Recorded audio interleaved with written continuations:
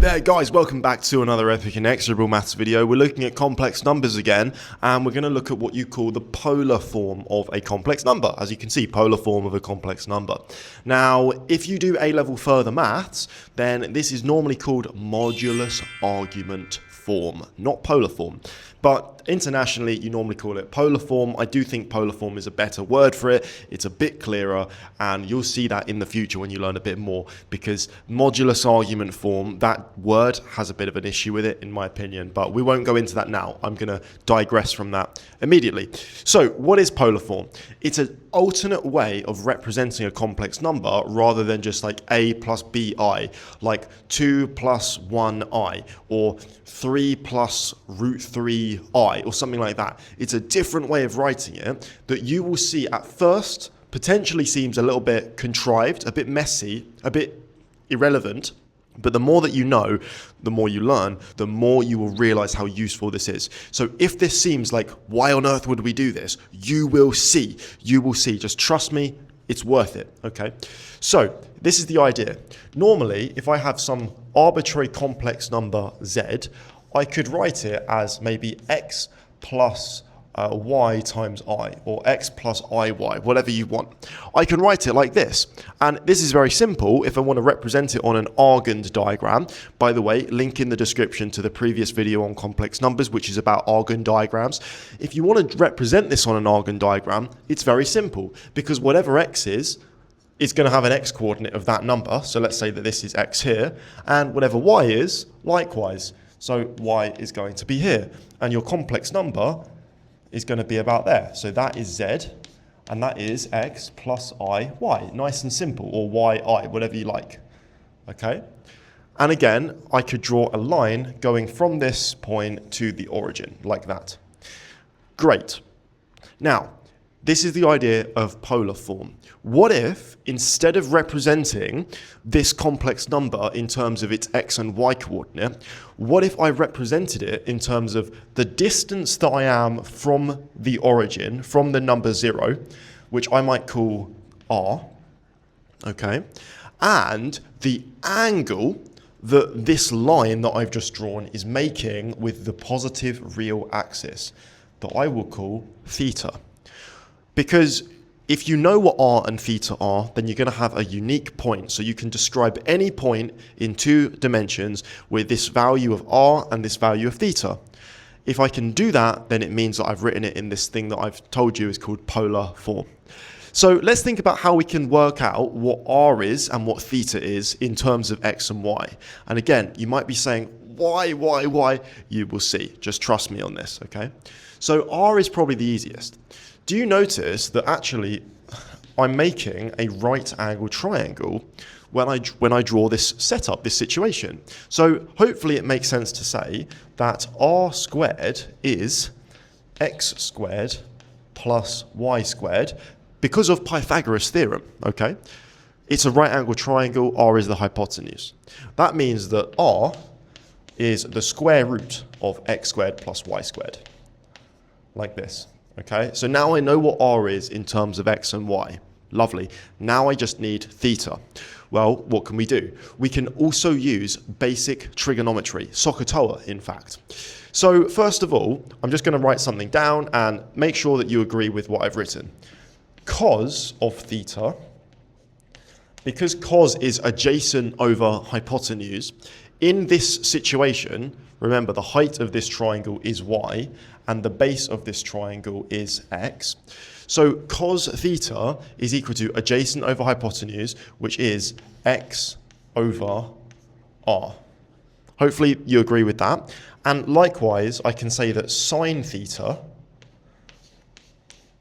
would be, by the same logic, because sine is opposite over hypotenuse, I can say that it's y over r. Okay? And both of these can be rearranged so that I can say that x on its own is r cos theta, and y on its own is r sine. And this chalk is quite bad, so bear with me for a second. Sine theta, like that. And I'm just going to move out of the way so you can see that. This is basic Pythagoras theorem and basic SOHCAHTOA so far. No complicated maths has been executed. in my opinion. Now, we said that z was x plus yi, or x plus iy. So now I know what x is in terms of r and theta, and I know what y is in terms of r and theta. So I can actually rewrite z as, again, x, which is r cos theta, so r cos theta, plus y times I. Okay, so r, and then I'm going to put the I here, I sine theta. So these two things are the same, and I can finally factor out r, so I can write it as r, open bracket, cos theta plus I sine theta, like that, and then close the bracket. That is what you would call the polar form, or the modulus argument form of the number x plus iy. Okay? That is the idea. So it's very simple to derive. It's basic trigonometry, it's basic Pythagoras. It's mathematics that you should have known about for a very long time. But again, you might say, why? We're making it so much more complicated than it needs to be. Again, you are going to see in the future, this is incredibly useful for several reasons. So that's the idea. Now, let's dig into a few examples that have actual numbers in them so you can see how this would actually work. Ooh, the movie's starting!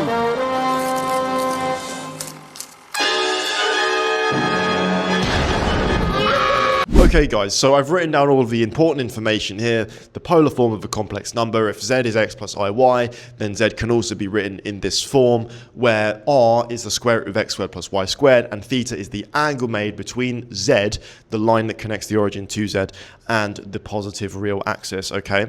By the way, just to be really clear, if you do learn this as modulus argument form, r is what you call the modulus of z, and theta is what you call the argument. But don't worry about that if you only care about polar form. So I've got an example here. I'm saying z is 1 plus root 3 times I. The question is, can we write it in polar form? And of course, yes, we can. So how do we do that? Well, first of all, guys, I always recommend drawing the number on an Argand diagram on the complex plane, okay, so that we can visualize what's going on. So 1 plus root 3i. So maybe here's 1, and root 3 is a little bit bigger than 1, so something like this. And again, I'm going to connect them with a line here, and I need to work out what this value here is, theta, and what this length here is, r. And again, we have got a right angle triangle. So r is very simple. R, and by the way, sometimes r is also written as literally the modulus of z. So if you see this notation, same thing. It's the square root of 1 squared plus root 3 squared. To be really clear, it's x squared plus y squared, not with the I. Do not include the letter I in the calculation. You will get the wrong answer. Okay. Then we have the square root of 1 plus, and root 3 squared is 3. So obviously the square root of 4 is 2. So r, or the modulus of z, is the number 2. Nice and simple. How could we find what theta is? Well, guys, the way that you find theta is always the same. So using, again, simple SOHCAHTOA, we're always going to want to use tan here, because tan gives us, well, tan is opposite over adjacent, so x and y basically, or y and x respectively. So of course the height of this triangle is root 3, and the base of the triangle is 1. So to find theta, we say that tan theta is, again, opposite over adjacent, root 3 over 1. And then we inverse tan both sides to get that theta is inverse tan of root 3. Inverse tan of root 3 is pi over 3. To be really clear, you need to make sure that theta is in radians. This does not work in degrees. You need theta to be in radians for this to truly be in polar form. That's really important. So theta is pi over 3. So the final value of z, which is 1 plus root 3i, in polar form, we can say that z is 2, because that's what r is, open bracket, cos of pi over 3 plus I times sine of pi over 3. Like that. That is the same number. If you get on your calculator right now and you actually start typing in what is cos of pi over 3, what is sine of pi over 3, and you simplify it, you will easily get from this one back to this one because they are the same number. Again, you might say, you've written it way more complicated than how it was originally, but it has its purposes, but I just can't get into it yet, okay? So just stay along for the ride. Trust me, this is really useful. That's one example. Let's do another one. Okay, guys, we're now doing -2 plus 2i. So again, let's go through this nice and quick because we don't want to waste anyone's time here. Drawing our Argument diagram or our complex plane, we can see -2 plus 2i would be about here, where this is 2 and this is -2. Okay, now this is something that people get a bit confused. Remember, theta is the angle made between the number z, this is the line here, and the real axis, the positive real axis for that matter. So theta is this angle here, not the acute angle. It's always between wherever the number is, whatever quadrant it's in, and the real axis, okay? So theta is this angle here. Now, to get this angle, what we're going to have to do is first work out what this angle is. I'm going to call this angle alpha, okay? Just so I can give it a name. And you can see that because 180 degrees is pi radians, once I work out what alpha is for this quadrant that I'm in, I'm going to have to do pi minus alpha, but I'll get to that in a second. So first of all, let's work out what r is, because r is the easiest thing to get. So r is the square root of -2 squared plus 2 squared. Okay, that's the square root of 4 plus 4, which is the square root of 8, which you could just leave it like that, but the square root of 8 also happens to be 2 root 2, okay? Hopefully that all makes sense. Now again, theta, how are we going to, or not theta, but technically alpha this time, we can see that tan alpha is going to be what? Now, this is another mistake people make. People might try to do, because again, it's a right angle triangle, they might say, okay, well, the opposite is 2. This has a length of 2. So, okay, well, it's 2 over. And then the mistake is people like to put -2 here because they say, well, it's -2. We're looking at the inside of a triangle, guys. It can't have a negative side length, even though we're in the negative real direction, I guess you could say. We're in the negative part of the x-axis. The length of the base is 2. So do not use negative numbers here. Everything is positive. We're finding angles. It's geometry. We want to look at the inside of a triangle, so it's 2 over 2, not -2. Remember that always. Okay. So tan alpha is basically the number 1, and that means that alpha is inverse tan of 1, which is pi over 4. Okay, and again, because we are on, we're trying to get theta, we don't care about alpha, what we need is to then do basically 180 degrees or pi radians minus that value of alpha. So theta is pi minus pi over 4. Which is 3 pi over 4. Okay, 4 pi over 4 minus 1 pi over 4, 3 pi over 4. That means that this value z, in modulus-argument form, or in polar form, is r, which is 2 root 2, or you could also just say root 8, that's fine, times, in brackets, cos of 3 pi over 4, plus I times sine of 3 pi over 4. And I do apologize for my handwriting being slightly questionable here, but this is how you write the number in polar form this time. Let's do one more example. Okay guys, final example here, we've got root 3 over 3 minus I. So as always, we're going to draw ourselves the Argument diagram, or the complex plane. Okay, and we're going to add root 3 over 3 minus I. Okay, so root 3 over 3 is about here, let's say. This is root 3 over 3. And we're going to go down by 1 unit. This is -1. So this value here is the number root 3 over 3 minus I. Okay, and again, it's the angle between the number and the positive real axis. With this one, there's two ways of doing it, okay? I'm going to tell you to do it this way for now, but if you're looking at this and you're thinking, oh, that's not how my teacher did it, do not worry, okay? Just stay with me for a second. So the angle between this number and the positive real axis, and of course, we're going anti-clockwise here. So from the positive real axis to the number, this angle here is theta. We need to work this out. So this time, I'll call this alpha. And once we work out what alpha is, we're going to need to do 2 pi minus alpha because they need to add up to make 2 pi. So we need to work out what theta is in that way. So again, as always, we need to work out what r is. R is the square root of root 3 over 3 squared plus minus 1 squared. Again, do not use I.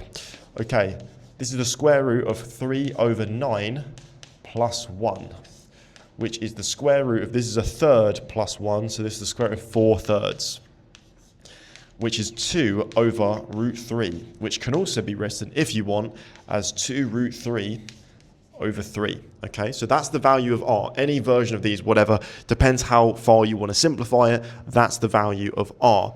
Now, to get alpha, again, we can say that tan alpha is what? Well, again, it's a right angle triangle. The opposite side length is, what actually is it? It's 1.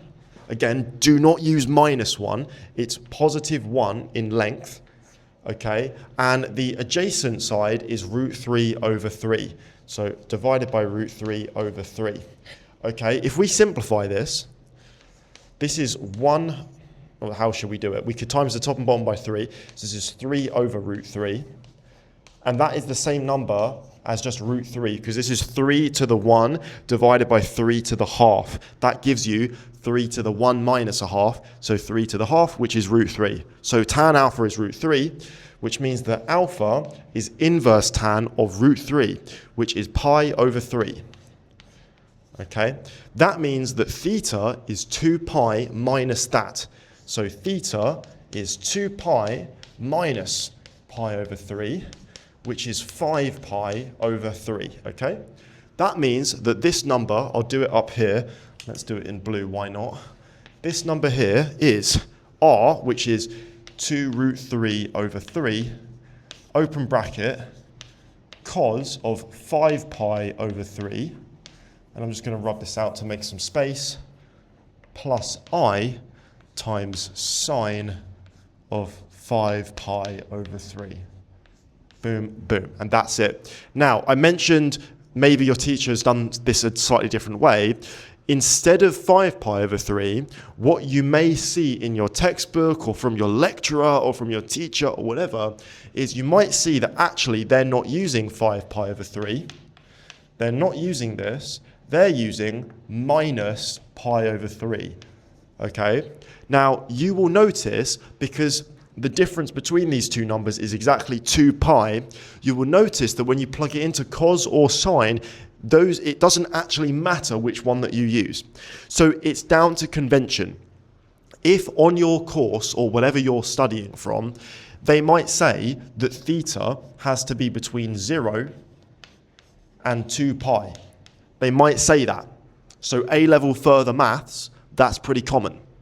But also, some people prefer to have theta be between minus pi and pi, okay? It's an interval of 2 pi in width, okay? So instead of going from 0 to 2 pi, they might like it as basically, minus pi all the way over here, all the way around to 1 pi. So it depends. You can see that obviously 5 pi over 3 is a lot bigger than just pi. So sometimes if you're doing this version, then you're going to be using minus pi over 3 because it's in that interval. So not to overcomplicate it, but they're both right. It doesn't matter. You can do this, by the way. You can add or subtract 2 pi from whatever value of theta you get. It won't make a difference. But by convention, you normally want theta to be either between 0 and 2 pi radians or between minus pi and pi radians as a matter of convention, not as a matter of some sort of underlying mathematical truth or necessity, okay? Theta can be anything as long as whatever you initially work it out to be, you're adding or subtracting multiples of only 2 pi, integer multiples of only 2 pi. If what I just said there is a bit too complicated, ignore it. Don't worry.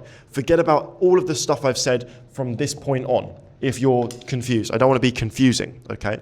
But the answer, the important thing is that instead of 5 pi over 3 for this one, it's not uncommon to see minus pi over 3, but they are the same. They're not the same number, but when you plug them into cos or sine, they give you the same output because cos and sine are periodic. They repeat themselves every 2 pi radians. That's the idea. Anyways, guys, hopefully that is a pretty good explanation, I do indeed hope, as to how to actually turn numbers into complex numbers into their polar form or modulus argument form. We will see more of this in the future, and also we're going to see why you would actually do this, because that's a great question in the future. But for now, thank you so much for watching. I highly appreciate it, and I'll see you in the next one. Cheers. Monkey! Monkey! Monkey!